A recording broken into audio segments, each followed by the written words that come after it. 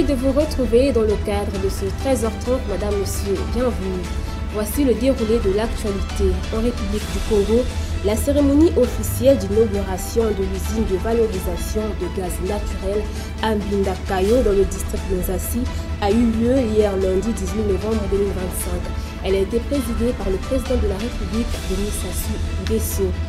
Au Bénin, depuis hier lundi 17 novembre 2025, Cotonou accueille un sommet régional stratégique sur la transformation numérique en Afrique de l'Ouest et centrale, co-organisée avec la Banque mondiale. Cette rencontre de haut niveau réunit les ministres et représentants de 22 pays africains.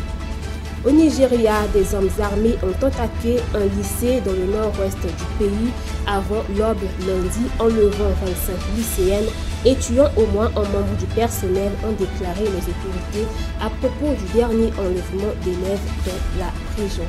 Au Mozambique, une ONG allemande a déposé une plainte à Paris contre Total Énergie pour complicité de crimes de guerre, torture et disparition forcée dans le pays. Elle accuse le groupe d'avoir financé et soutenu une unité qui aurait commis des graves exactions contre des civils entre juillet et septembre 2021 près du site projet gazier Mozambique LNG.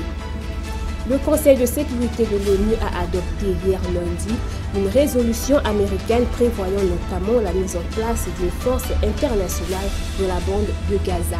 Le vote a été salué par le président américain Donald Trump et immédiatement rejeté par le Hamas.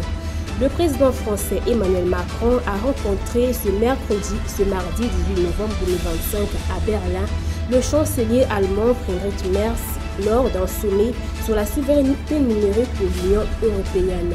Leur objectif est d'impulser une ambition européenne dans un secteur où l'Europe peine à rivaliser avec les États-Unis. Et enfin, le pape Léon XIV a dénoncé hier lundi dans un message vidéo le manque de volonté politique de certains dirigeants de la planète face au réchauffement climatique et a appelé à des actions concrètes alors que se déroule actuellement la COP 30 à Belém au Brésil.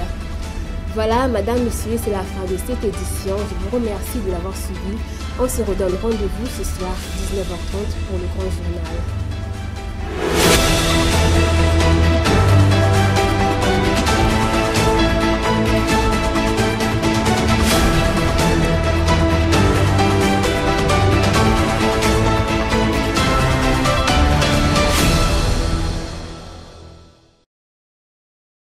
Ciao.